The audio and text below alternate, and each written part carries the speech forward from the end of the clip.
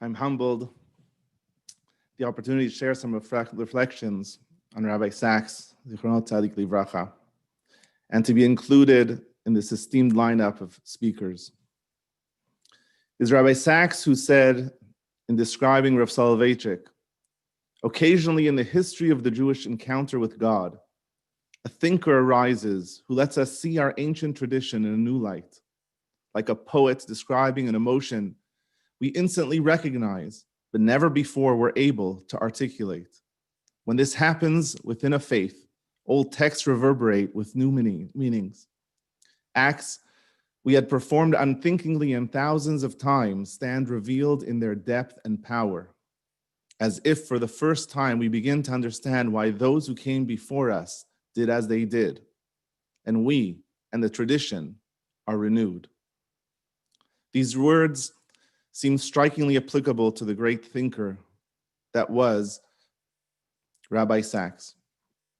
Entering into the almost prophetic world of Rabbi Sachs was like entering into a washing machine of the mind. As we say daily, Rabot machashavot belev ish, many are the intentions in a person's mind, Rabbi Sachs translates in his siddur. Vatzat Hashem hi takum, but the Lord's plan prevails. With brilliance, eloquence, and regalness, Rabbi Sachs shook our mind, scrubbed our thoughts, removing the smallness and pettiness that infested our heads. One then came out clean, refocused on the most important priorities of our time, God's priorities, and God's enduring plan. What he was for the collective, he was for the individual. Just over 4 years ago, on his last visit to Montreal, I had a serendipitous meeting with Rabbi Sachs.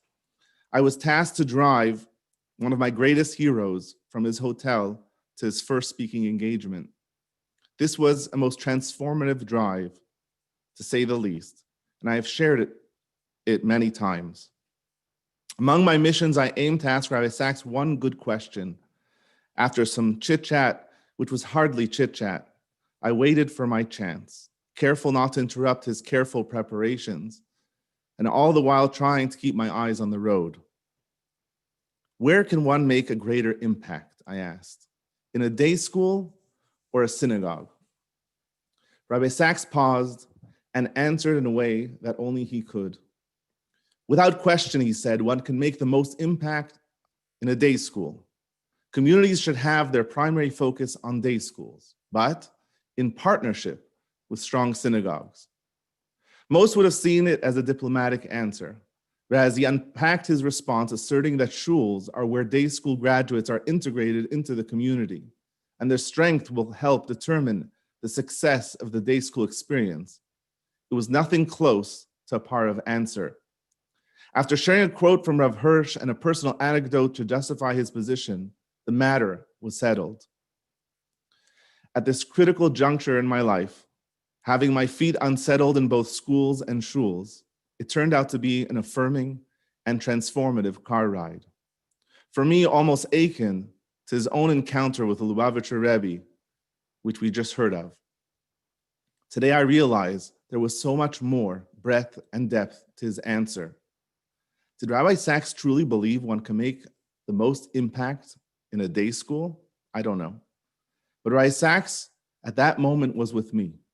He was clarifying my intentions. He was somehow unbelievably sensitive to where I was and was fully invested in me in that moment.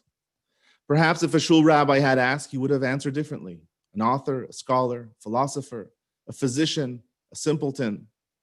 When asked about his greatest achievement, Rabbi Sachs would point to the fact that he more than doubled the capacity of the Jewish day school system in the UK during his tenure as chief rabbi. Somehow, I would not be surprised if someone had told me that it was a day school leader who had asked him that question. Rabbi Sachs's great accomplishments spanned wide realms. As a pulpit rabbi, a teacher, an author, an ambassador of God to the world, as a spouse, a parent, and a grandparent. Because it wasn't about him, it was about you. It was about clarifying your intentions. It was about the Jewish people and clarifying our intentions. It was about the world and clarifying its intentions. It was ultimately about God's priorities and God's enduring plan. On hearing the news of the passing of Rabbi Steinsaltz, Zatzal, Rabbi Sachs said he had an unrivaled ability to convey religious truths even to very secular people. He was imaginative, humorous, unconventional, but deeply spiritual. He was unique, and we are now an orphaned generation. We have had the greatest privilege to live in the generation of Rabbi Sachs. Losing him, we have become further orphaned.